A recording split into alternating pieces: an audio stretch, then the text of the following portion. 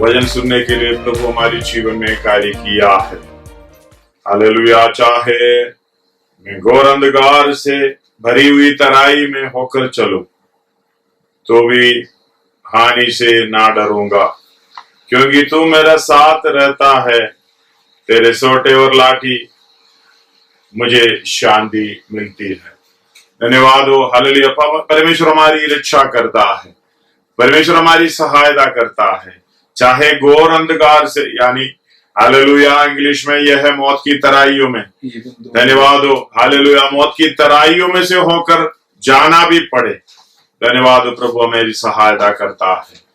Hallelujah. 34 का 7 इस तरह लिखा है, 34 भजन संहिता 7, यहोवा के डरवैयों के चारों ओर उसका दूध छावनी किए हुए उसको बचाता है। यहोवा के डरवैयों के चारों ओर, मतलब हालेलुया चारों तरफ डेरा डालता है, छावनी डालता है। हालेलुया। उसको बचाता है। सर्वशक्तिमान परमेश्वर कितना हालेलुया भला परमेश्वर हमारी रक्षा करता है। 46 का शुरुआत में 1 से 4 तक, परमेश्वर हमारा शरण स्थान और बल है, संकट में अति सहज से हालेलुया मिलने वाला सहायक है। इस कारण हमको कोई भय नहीं, चाहे पृथ्वी उलट जाए और पहाड़ समुद्र के बीच में डाल दिया जाए, चाहे समुद्र गरजे और फैन उठाए और पहाड़ उसकी बाढ़ से कांप उठे।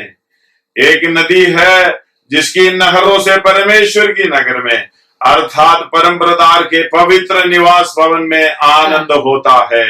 उसका आखिरी वचन ये 2 आयत ऐसे हैं, चुप हो जाओ और जान लो कि मैं ही परमेश्वर हूँ। मैं जातियों में महान हूँ, मैं पृथ्वी पर महान हूँ। सेनाओं का यहोवा हमारे संग है, याकूब का परमेश्वर हमारा ऊंचा गढ़ है। सेनाओं का यहोवा हमारे संग है, याकूब का परमेश्वर ऊंचा गढ़ है। इसलिए प्रभु हमारे मनों में शांति दिया हुआ है। मैंने कई न्यूज़ से देखने के लिए, कईयों की बातों को देखने के लिए हमें सहायता मिलता है। हालेलुया। एक बात पक्का समझ में आता है, सहायता कहां से मिलेगी। धन्यवाद हो। हम लोग बताए मेरी सहायता 121 का शुरुआत, मेरी सहायता कहां से मिलेगी। पढ़िएगा 121 का शुरुआत। मैं अपनी भजन संहिता है 121। मैं अपनी आंखें पर्वतों की ओर लगाऊंगा। पर्वतों की ओर लगाऊंगा। मुझे सहायता कहां से मिलेगी।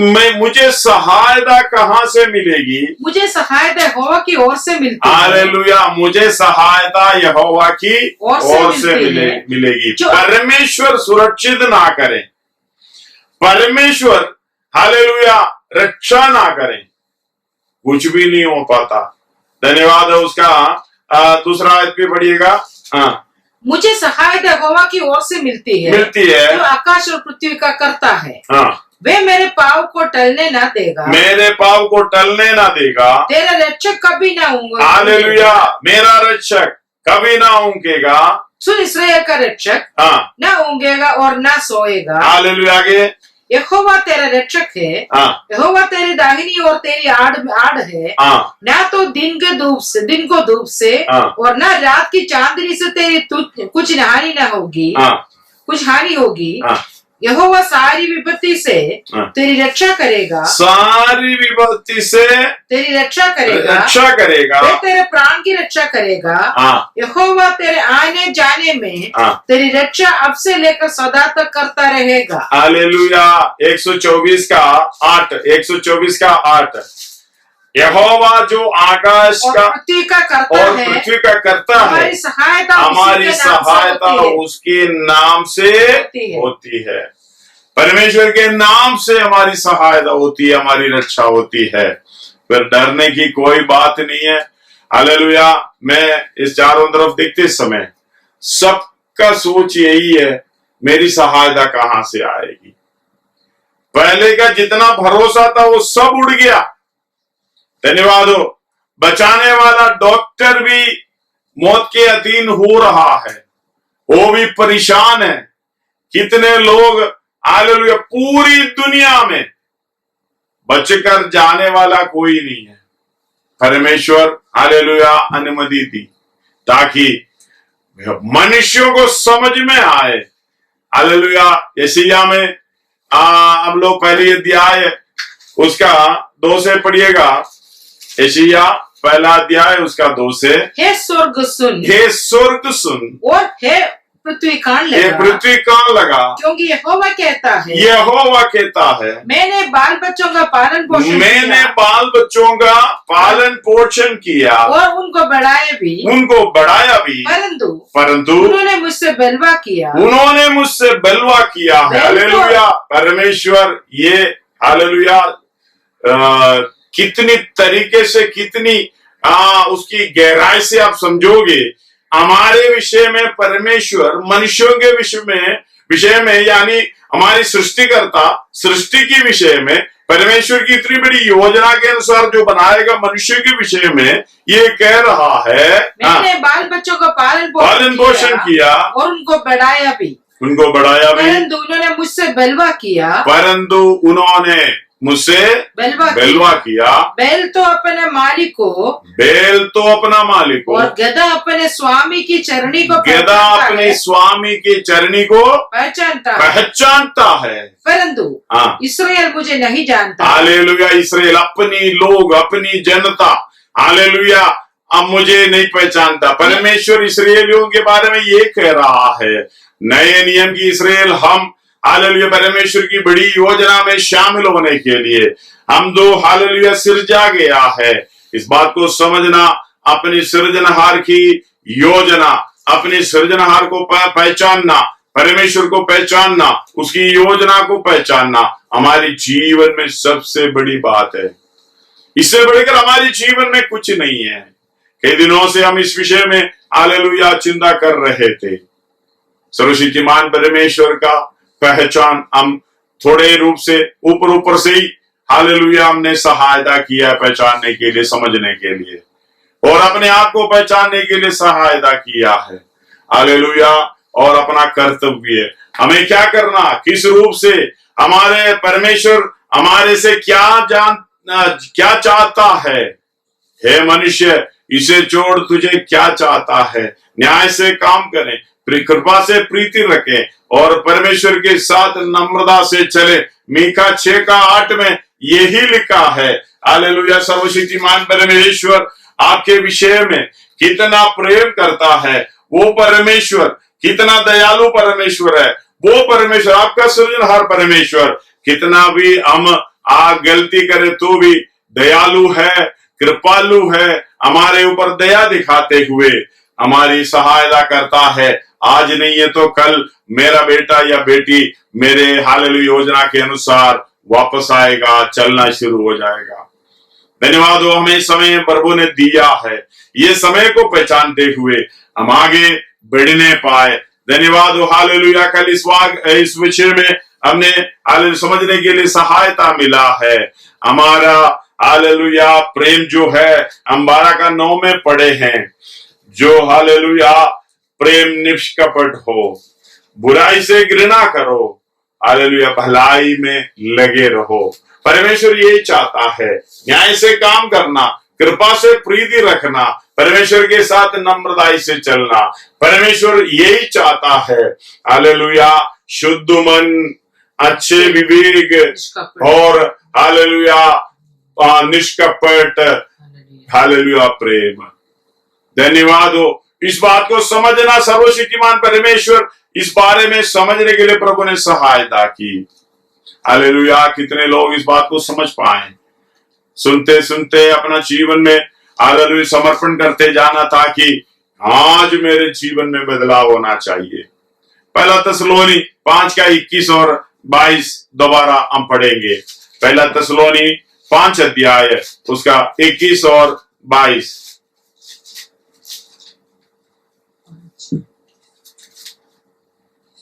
तसलोनी 5 का 21 और सब 22। बातों को परखो, सब बातों को परखो, जो अच्छी है उसे पकड़े रहो, उसे पकड़े रहो, सब प्रकार की बुराई से बचे रहो, सब प्रकार की बुराई से बचे रहो। उसका 22, हालेलुया, सब प्रकार की बुराई से बचे रहो और सब बातों को परखना है और जो अच्छी है उसे पकड़े रहना है, उसको छोड़ना नहीं है। धन्यवाद हो परमेश्वर। क्या अच्छी बात है। छोड़ना क्या है? छोड़ना यह है दुनियादारी। पकड़ना क्या है? हालेलुया, परमेश्वर की इच्छा, परमेश्वर के हालेलुया जो भी बात है, जो हमें भलाई का काम करना है। हम 12 अध्याय में पढ़े थे, जो समझना चाहिए उससे ऊपर नहीं समझना। हालेलुया, उसका 9 पढ़े थे हम, उसका 3 से पढ़िएगा स्टार्टिंग। क्योंकि रोमी 12 का 3 से। क्योंकि मैं उस अनुग्रह के कारण जो मुझको मिला है तुम में से हर एक से कहता हूँ, जो पत्रोस को मिला अनुग्रह, वो अनुग्रह हमारे ऊपर भी परमेश्वर ने किया है, बहुतायत रूप से किया है। धन्यवाद हो।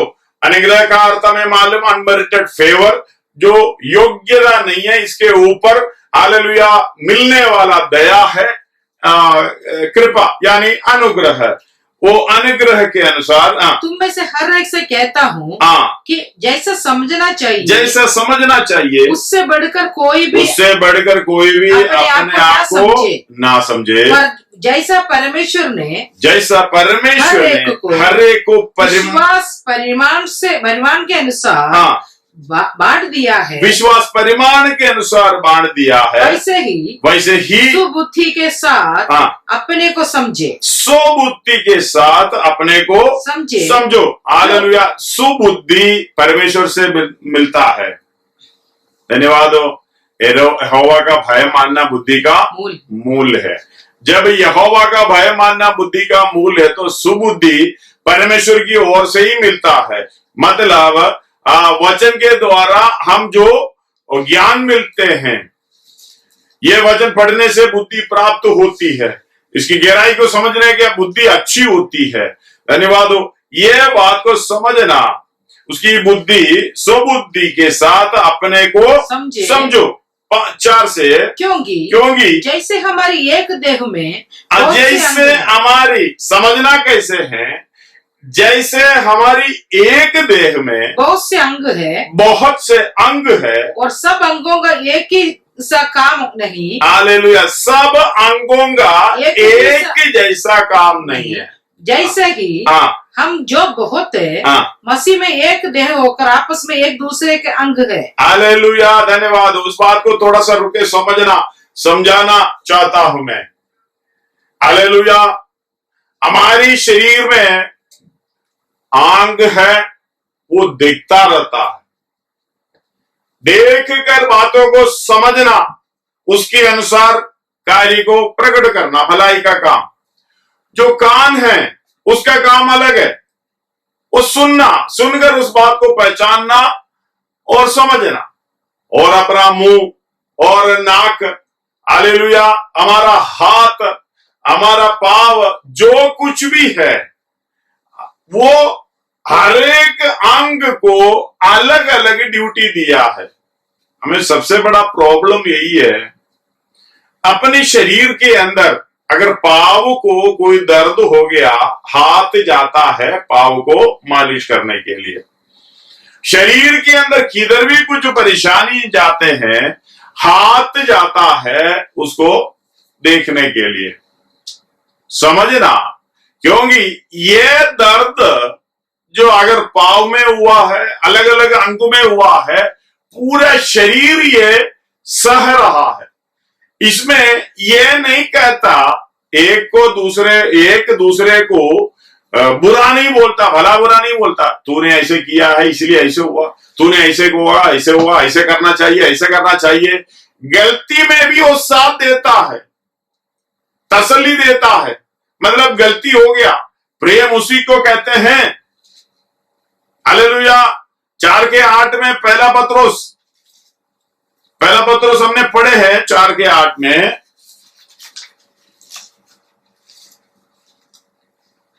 सब में श्रेष्ठ बातें, 7 और 8 पढ़िएगा। सब बातों का अंत तुरंत होने वाला है, सब बातों का अंत तुरंत होने वाला है, इसलिए संयमी होकर प्रार्थना के लिए सचेत रहो। प्रार्थना के लिए सचेत रहो। सब में श्रेष्ठ बातें है, सब में श्रेष्ठ बात यह है कि एक दूसरे से अधिक प्रेम रखो। एक दूसरे से अधिक प्रेम रखो। प्रेम ही सब कुछ है, क्योंकि प्रेम, हालेलुया। प्रेम कैसे शुरू होता है?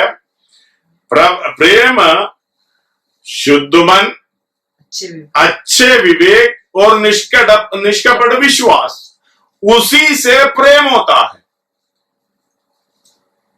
शुद्ध मन, अच्छे विवेक और कपट रहित विश्वास। कपट रहित यानी निष्पाप विश्वास। कपट नहीं होना चाहिए, बिल्कुल कपट रहित विश्वास। इसके द्वारा जो प्रेम उत्पन्न होता है, वही प्रेम सच में हमारा अंग में है, शरीर में है।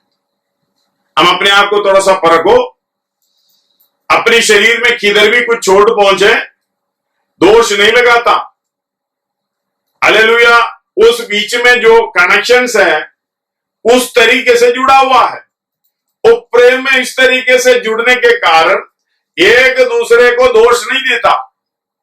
हमें दोष देने का एक ही कारण है। जैसे हम एफएसी में पढ़ते हैं 4 अध्याय उसका 15 से पढ़िएगा। 4 अध्याय एफएसी 4:15 से।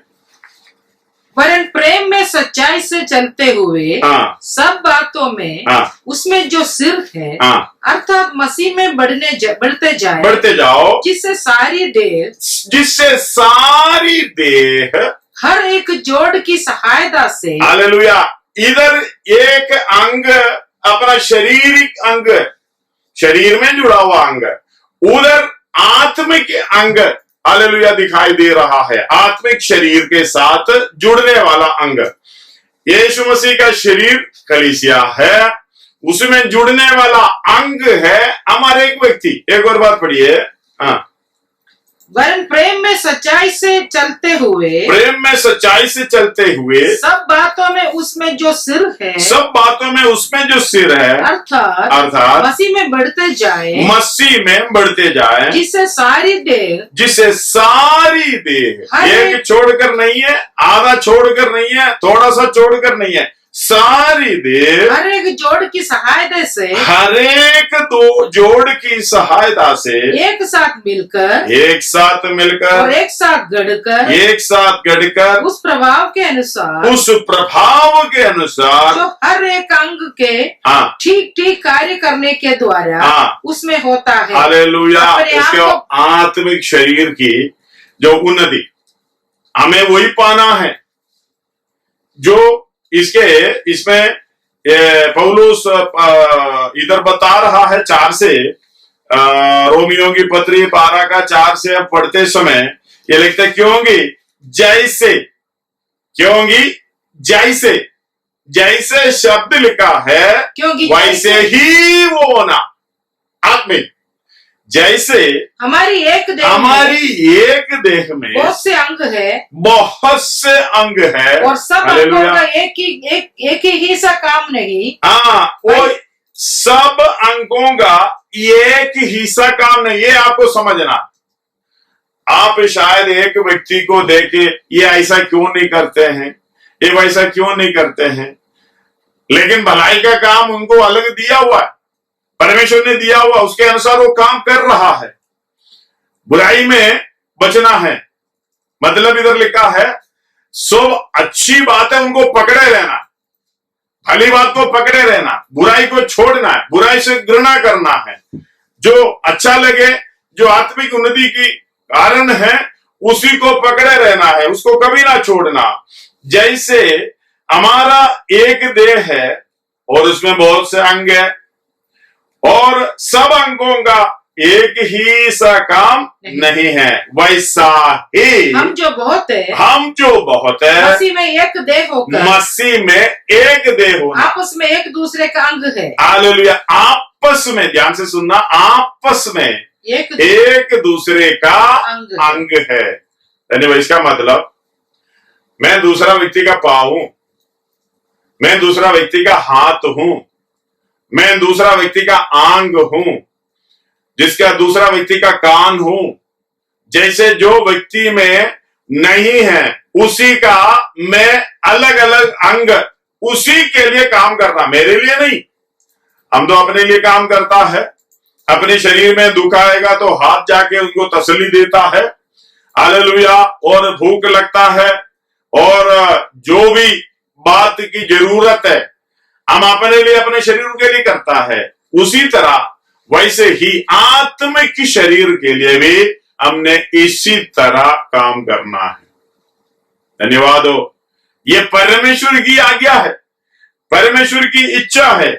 और आगे पढ़िए, वैसे ही हम जो बहुत है मसीह में एक देह होकर, 5 से, आपस में एक दूसरे के अंग है, जबकि उस अनुग्रह के अनुसार हमें दिया गया है, हमें भिन्न भिन्न वरदान मिले हैं, भिन्न भिन्न वरदान मिले हैं। तो जिसको भविष्यवाणी का दान मिला हो, ध्यान से सुनना, जिसको भविष्यवाणी का दान, उसको कहते हैं आत्मिक वरदान। जिसको भविष्यवाणी का वरदान मिला हो, हाँ, वह विश्वास के परिमाण के अनुसार, विश्वास के परिमाण के अनुसार, इसको बहुत गहरा विषय, विश्वास के परिमाण, उसके अनुसार भविष्यवाणी करना है। हाँ, यदि सेवा करने का दान मिला हो, यदि सेवा करने का दान मिला हो, सेवा करना भी एक दान है, समझ लेना। हम खुद लेने वाला चीज नहीं है, परमेश्वर से पाना। जैसे हम पवित्र आत्मा एक दान है, हम प्रेरितों का काम 2:38 में पढ़ते हैं, ये पवित्र आत्मा एक दान है। उसी तरीके से ये भी एक दान है, आत्मा के द्वारा परमेश्वर के साथ, परमेश्वर से हमें मिलने वाला चीज है भविष्यवाणी। हालेलुया। यदि सेवा करने का दान मिला हो, सेवा करने में लगा रहे। यदि कोई सिखाने वाला हो, सिखाने में लगा रहे। तो जो उपदेशक हो उपदेश देने में लगा रहे। दान देने वाला उदारता से दे। जो अगुवाई करे वह उत्साह से करे, जो दया करे हाँ, वह हर्ष से करे, प्रेम निष्कपट हो। इसलिए हम आगे को उसका लास्ट तक घर में पढ़ लेना। धन्यवाद हो। सब कुछ आप घर में बैठकर पढ़ लेना। ये हर चीज आत्मिक शरीर की उन्नति के लिए कार्य होता है। जैसे हमारी शारीरिक जो अवस्था में हमारा अंग हमारी शरीर की उन्नति के लिए कार्य करता है, वैसे ही आत्मिक शरीर जो कलीसिया, आत्मिक शरीर यीशु मसीह का शरीर, हालेलुया, वो कलीसिया का उन्नति के लिए कार्य होना है। इसके विरोध में चोट पहुंचाने का काम नहीं करना। जैसे हालेलुया अपने पाँव को हाथ नहीं मारते हैं, सिर को हाथ नहीं मारते हैं, ऐसे किसी को अपने शरीर को उन्नति के विरुद्ध में कोई भी कार्य नहीं होता है, करता है। अगर करेगा तो इसका मतलब समझना वो शरीर में जुड़ा हुआ नहीं है। अगर उसी तरीके से आत्मिक उन्नति पाने के लिए प्रभु हमें जो कार्य देता है उसके अनुसार ये बढ़ते जाना है। हालेलुया। फिलिप्पी 1:9 और 10-11 पढ़िएगा। फिलिप्पी 1 अध्याय उसका 9, 10, 11। मैं ये प्रार्थना करता हूँ तुम्हारा प्रेम ज्ञान और सब प्रकार का विवेक सहित, ज्ञान और सब प्रकार का विवेक सहित और भी बढ़ता जाए। मतलब ये अंग के बीच में, मतलब मैं दूसरे का अंग बनना है, क्योंकि उन्नति परमेश्वर की कलीसिया का उन्नति है। प्रेम के बिना ये काम नहीं होगा। हमने इधर पढ़े थे, प्रेम निष्कपट होना चाहिए।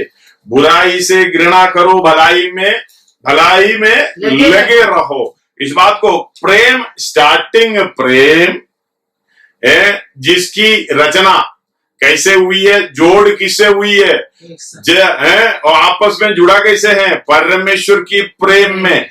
जड़ पकड़ना, उसी जड़ को हालेलुया ध्यान से देखोगे तो और जगह नहीं जाता है, परमेश्वर की प्रेम में।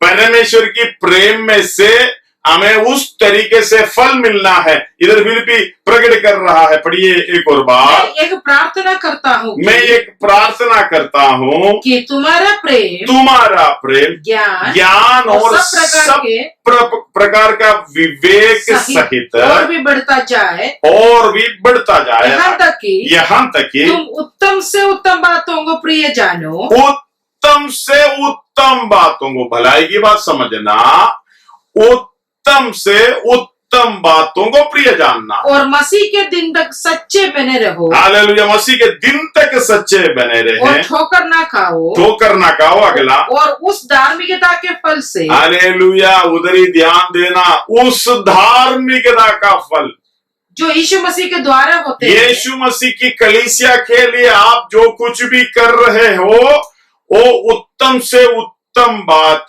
जो भलाई में लगे रहो, उसी बात को आप ध्यान से अगर समझोगे, यही है हालेलुया धार्मिकता का फल जो यीशु मसीह के द्वारा होते हैं। यीशु मसीह के द्वारा होते हैं। भरपूर होते जाओ। हम लोग इस साल में 1-2 बार थोड़ा सा काम किया, समय मिलेगा तो किसी को 2-4 वचन बताया, और किसी को कुछ ऐसे काम किया है, किसी के लिए कुछ भलाई का काम किया है, जब मौका मिलेगा तो करता। ऐसा नहीं है। उस फल से, धार्मिकता की फल से भरपूर हो जाना। धन्यवाद। एक और बार उसका 11 पढ़े। उस धार्मिकता के फल से जो यीशु मसीह के द्वारा होते हैं, उसके बिना कोई फल हम दे नहीं सकते। भरपूर होते जाओ, जिससे परमेश्वर की महिमा और स्तुति होती रहे। धन्यवाद हो। इसी तरह हमारी भलाई की कामों की तरह जो भी हम करते जाएं, धार्मिकता का फल प्रकट करते जाएं, परमेश्वर की स्तुति धन्यवाद करते ही रहे। धन्यवाद हो। उसी के द्वारा परमेश्वर का धन्यवाद होता है। अब कोरिन्थियों में 12 अध्याय उसका शुरुआत से पढ़ेगा तो हमें बराबर उधर लिखा है कि आत्मिक फल कौन कौन सी फल है उसका। हे भाइयों, मैं नहीं चाहता कि तुम आत्मिक वरदानों के विषय में अनजान रहो। अज्ञात रहो। इसका मतलब आत्मिक, जैसे शरीर का जो कनेक्शंस है, अंगों की कनेक्शंस है, उस बात में जो परमेश्वर की दान मिले हैं, हर एक व्यक्ति को अलग अलग काम करने का कार्य मिले हैं। उस कार्य को एकजुट कर एक साथ मिलकर एक जोड़ के सहायता से, एक जोड़ जो परमेश्वरीय प्रेम के साथ जो जोड़ की सहायता से इस शरीर की उन्नति का कार्य होता है। इस बात में आप अज्ञात मत रहना, अनजान मत रहना। तुम जानते हो कि जब तुम अन्य जाति थे, तुम गूंगी मूर्तियों के पीछे जैसे चलाए जाते थे वैसे चलते थे। जैसे चलाया जाता था, हम भी ऐसे हैं। देखो, कोई भी, ये सबसे बड़ी बात है, कोई भी जन्म से जो जन्म लेता है उसी समय से कोई अपना अलग अलग धर्म बदलता नहीं है। या चाहे कोई परमेश्वर को अपनाता है, माँ बाप सिखाता है, अपने परिवार सिखाता है, उसके अनुसार एक बच्चा बढ़ता है। कई जगह में मैंने देखा, जैसे हमारी साउथ इंडियन का फूड अलग है, नॉर्थ इंडियन का फूड अलग है, जो नॉर्थ ईस्ट का और नॉर्थ वेस्ट का, ऐसे अलग फूड अलग अलग रीति से हैं। लेकिन एक बच्चा अगर नॉर्थ से एक परिवार अगर साउथ में चले जाए, उधर जाके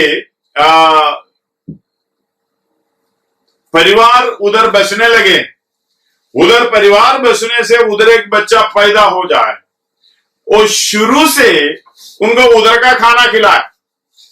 मान लो अगर उधर का खाना खिलाएं तो हम वो बढ़ते समय में, बढ़ने के बाद नॉर्थ में आए, वही खाना पसंद करेगा।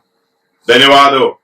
इसी तरह हम मसीही परिवार में जन्म लेने से उस तरीके से हम चलते हैं।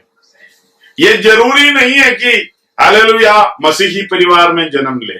कितने लोग हालेलुया मसीही परिवार में जन्म लेते हैं और उल्टा जीवन जी रहा है। इधर बराबर इस बात को समझना। एक और बात, इस आयत को पढ़िए। हे भाइयों, मैं नहीं चाहता कि तुम आत्मिक वरदानों के विषय में अनजान रहो। उसका तुम जानते हो कि जब तुम अन्य जातीय थे तो गूंगी मूर्तियों के पीछे, मतलब परमेश्वर को जो नहीं जानता, परमेश्वर की पहचान नहीं होता, वही अन्य जाति है। इस तरीके से आप जिस घर में जीवन हालेलुया अपना जन्म लिया है, हो सकते हैं उस परमेश्वर को नहीं जानता था। ये गलती आपका नहीं है। आप पाप में जन्म लिया है, ये गलती आपका नहीं है। धन्यवाद हो। ये बात को ध्यान से इस बात को समझना। मैं इसको विस्तार से समझाना चाहता हूं, लेकिन समय के कमी के कारण नहीं समझ पाता।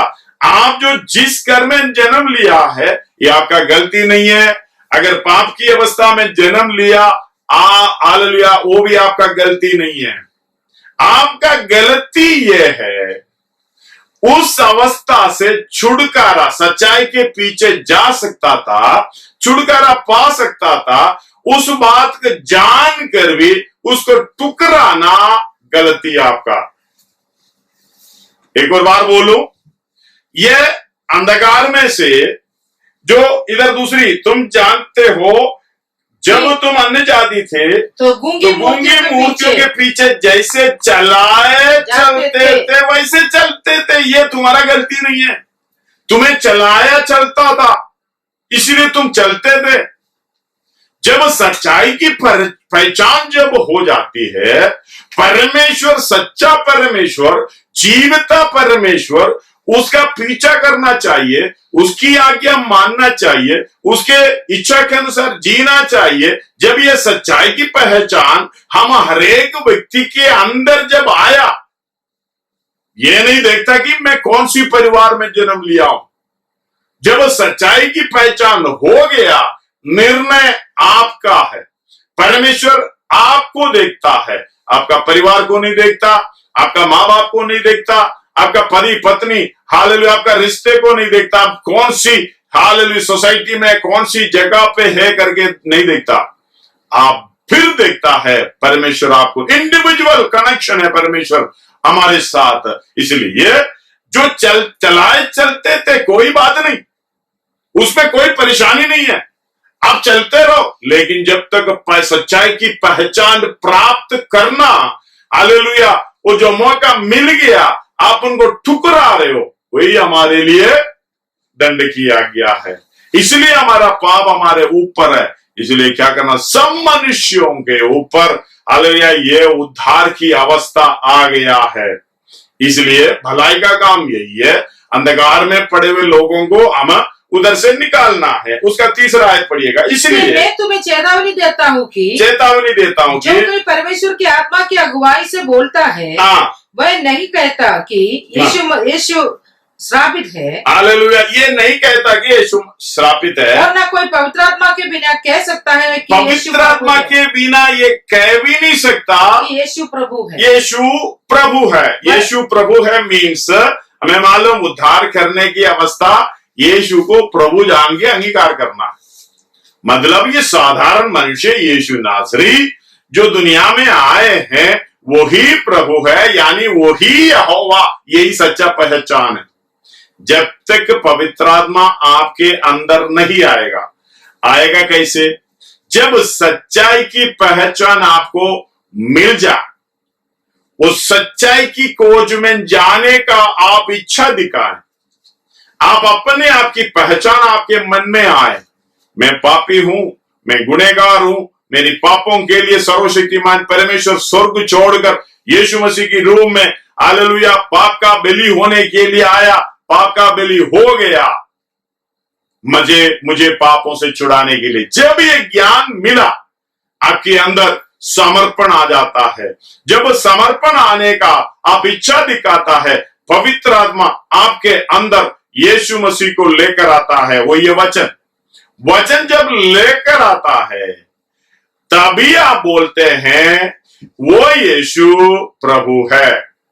किसकी अगुवाई से? वही आपके अंदर आने वाला पवित्र आत्मा की अगुवाई से, उसके द्वारा ही आप ये बात को मान लेते हैं यीशु ही प्रभु है। ये बहुत बड़ा हालेलुया गहराई से सीखने वाला वचन है। आगे पढ़िएगा। वरदान तो कई प्रकार के हैं, वरदान तो कई प्रकार की है, परंतु आत्मा एक ही है। आत्मा एक ही है। और सेवा भी कई प्रकार की है, सेवा कई प्रकार की है, परंतु प्रभु एक ही है। एक ही है। और प्रभावशाली कार्य कई प्रकार के हैं, प्रभावशाली कार्य कई प्रकार का है, परंतु परमेश्वर एक ही है। परमेश्वर एक है, जो सब में हर प्रकार का प्रभाव उत्पन्न करता है। किंतु वो परमेश्वर है जो सब में हर प्रकार का प्रभाव उत्पन्न करता है। समझ में आ रहे हो? बहुत वो जो सेवा कई प्रकार का है, प्रभु एक ही। अब उसके 4 से पढ़े। वरदान कई प्रकार का है, परंतु आत्मा एक और सेवा भी कई प्रकार की है, सेवा कई प्रकार का है, प्रभु एक और प्रभावशाली कार्य कई प्रकार के हैं, परमेश्वर एक ही है, एक है। जो सब में हर प्रकार का मतलब ये प्रभाव डालता है। हालेलुया, ये प्रकार का वरदान देता है, जो सेवा का कई प्रकार का वो कार्य करता है, जो भी प्रभावशाली कार्य कई प्रकार के हैं, वो परमेश्वर एक, प्रभु एक, पवित्र आत्मा एक। हालेलुया, तीनों मिलकर हालेलुया सब में हर प्रकार का प्रभाव उत्पन्न करता है। आगे किंतु सबके लाभ पहुंचाने के लिए, हर एक को आत्मा का प्रकाश दिया जाता है। सबसे बड़ी बात हमें सीख रखा है, मेरा नहीं सबके लाभ, मुझे छोड़कर सबके लाभ पहुंचाना है। ये जो भी प्रभावशाली जो कार्य करता है, मतलब भविष्यवाणी का काम है, बुद्धि का काम, अलग अलग जो आता है वो आगे लिखा हुआ है, क्योंकि एक को आत्मा के द्वारा बुद्धि की बातें दी जाती है, बुद्धि की बातें, और दूसरे की उसी आत्मा के अनुसार ज्ञान की बातें, किसी को उसी आत्मा से विश्वास, और किसी को उसी एक आत्मा से चंगा करने का वरदान, फिर किसी को सामर्थ्य के काम करने की शक्ति, और किसी को भविष्यवाणी की, और किसी को आत्माओं की परख, और किसी को अनेक प्रकार की भाषा, और किसी को भाषाओं का अर्थ बताना। परंतु ये सब प्रभावशाली कार्य वही एक आत्मा करवाता है। धन्यवाद हो। ये सारे काम करने वाला में करने में आत्मा भी है, प्रभु एक है, वो भी है, परमेश्वर भी है। ये सारे काम करवाता है, वही हमारे अंदर जो मिला हुआ वही आत्मा, वो आत्मा सारे काम करवाता है। आगे और जिससे जो चाहता है वो बांट देता है। इसलिए कहते हैं मांगो तो मिलेगा, ढूंढो तो पाओगे, खटखटाओ तो खोला जाएगा। ये सर्वशक्तिमान परमेश्वर ये हर प्रकार की सेवकाई जो दिया है, मेरा सेवा अलग है, हालेलुया, और पास्टरों का और सेवकों का अलग अलग सेवकाई है। हम लोग कहते हैं वो करता है मुझे भी वही करना, नहीं, परमेश्वर की वरदान जिस तरीके से आपको मिला है उस काम के अनुसार आपने करना है, क्योंकि ये सब बातें मिलकर कलीसिया का उन्नति। धन्यवाद हो। हालेलुया। एफएससी 4 अध्याय उसका 11वीं आयत में ये लिखा है। 11वीं आयत से आप नीचे को पढ़ोगे, हमने 4 का 15 से पढ़े थे। अच्छा 11वीं आयत से पढ़िएगा। एफएसी 4 का। उसने कुछ को प्रेरित नियुक्त करके, उसने कुछ को प्रेरित नियुक्त करके, और कुछ को भविष्यद्वक्ता नियुक्त करके, कुछ को भविष्यद्वक्ता नियुक्त करके, और कुछ को सुसमाचार सुनाने वाला नियुक्त करके, कुछ को सुसमाचार सुनाने वाला नियुक्त करके, और कुछ को रखवाले और उपदेशक नियुक्त करके दे दिए, जिससे पवित्र लोग सिद्ध हो जाए। अब एक ध्यान से उसे सुनिएगा, जिससे पवित्र लोग सिद्ध हो जाए और सेवा ये काम करेगा। ये रोमी में, हालेलुया, जो कोरिन्थियों में जो बताया गया, ये जो 11 आयत में एफएसी में जो बताया गया, इस सारे काम को करेगा। हालेलुया। फिलिपियों में हम पढ़े धार्मिकता का फल, वही है धार्मिकता का फल। ये प्रकट करके जो भी काम करता जाएगा वो क्या होता है, जिससे पवित्र लोग, जिससे पवित्र लोग, उसका 12वें में लिखा है, जिससे पवित्र लोग सिद्ध हो जाएं, सेवा का काम किया जाए, सेवा का काम किया जाए, मसीह की देह उन्नति पाए। हालेलुया। नीचे को आप पढ़ोगे वही दिखाई देगा, है उसका आगे भी पढ़िए। जब तक कि हम सबके सब विश्वास और परमेश्वर के पुत्र की पहचान में एक न हो जाए, और एक सिद्ध मनुष्य ना बन जाए, और मसीह के पूरे ढील ना बढ़ जाए। एक ही अर्थ है इसका, मतलब परमेश्वर की तरह होना है, यीशु मसीह की तरह होना है, उस डील तक बढ़ना है, परमेश्वर की सारी भरपूरी तक बढ़ना। धन्यवाद हो। ये सेवा के द्वारा अगर ये अंग अलग अलग रीति से बैठा हुआ है, धन्यवाद हो, जब बाबेल का गुम्बद बनाया था उस समय भाषा अलग किया। अगर एक भाषा होता तो गुम्बद अच्छी तरीके से बन जाता। परमेश्वर ने उधर भाषा अलग अलग की, गड़बड़ी की। धन्यवाद हो। भाषा में गड़बड़ी के कारण वो बन नहीं पाया। हम परमेश्वर के लिए परमेश्वर का घर बन रहा, परमेश्वर का मंदिर बन रहा है। अगर ये भाषा का गड़बड़ी हमारे बीच में हो जाए तो ये मसीह की देह उन्नति नहीं पाएंगे, डील डोल तक नहीं बढ़ेंगे। इस बात को ध्यान से सुनना। हालेलुया। ये सारे काम एक आत्मा करवाता है। हालेलुया। सारे परमेश्वर प्रभाव डालते हुए प्रभु के द्वारा, हालेलुया, पवित्र आत्मा के द्वारा ये कार्य को बढ़ना चाहिए। अगर बढ़ने के लिए मुझे मिला हुआ ये काम मैं पूरा नहीं करता, कलीसिया कैसे बढ़ेंगे?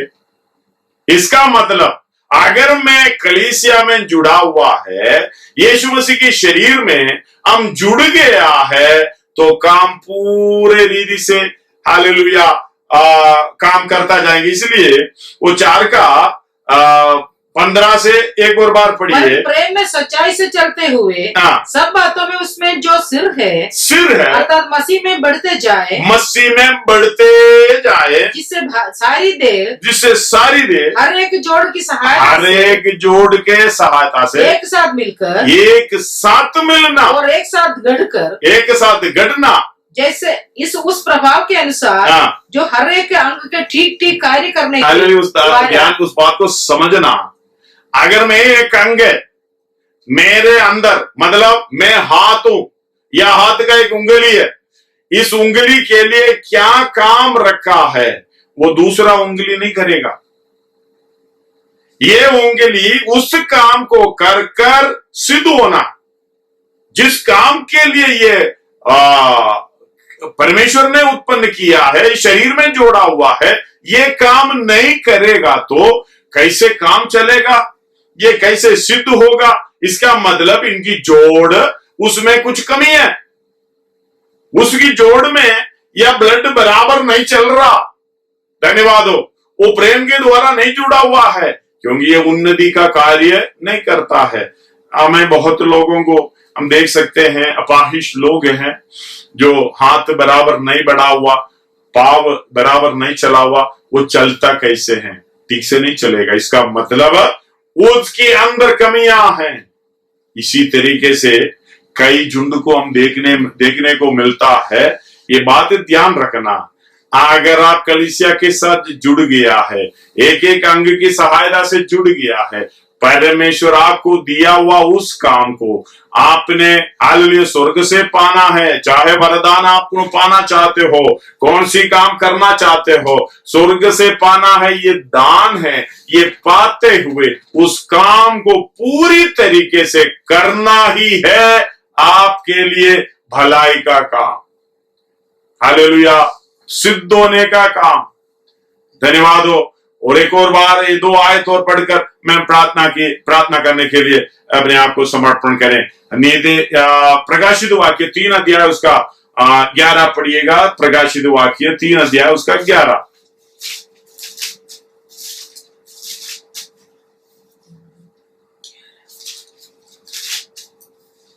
मैं शीघ्र ही आने वाला हूं। मैं शीघ्र आने वाला हूं। जो कुछ तेरे पास है, जो कुछ तेरे पास है, उसे थामे रहे, उसे थामे रहे, कि कोई तेरा मुकुट छीन न ले। हालेलुया। आज की रात की समय पर, शाम की समय पर अब बैठकर जो कुछ तेरे पास है उसे थामे रहे।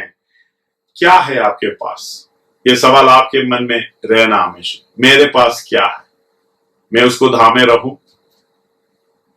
क्या पाया प्रभु से आप? क्या वरदान पाए? ये तो अपना भलाई का काम नहीं है, तो मालूम है। अपना भलाई का काम छोड़ के परमेश्वर की कलीसिया के लिए, परमेश्वर के लोगों के लिए परमेश्वर की आज्ञा मानना, हालेलुया, स्वर्ग से वरदान पाते हुए दूसरे का हालेलुया पांव बनना, हाथ बनना, आंख बनना, कान बनना, जो भी एक एक अंग जिस तरीके से रखा उस अंग का काम करना, ये काम करेगा तो आपको प्रतिफल मिलेगा। ये वरदान आपने पाया है। धन्यवाद हो।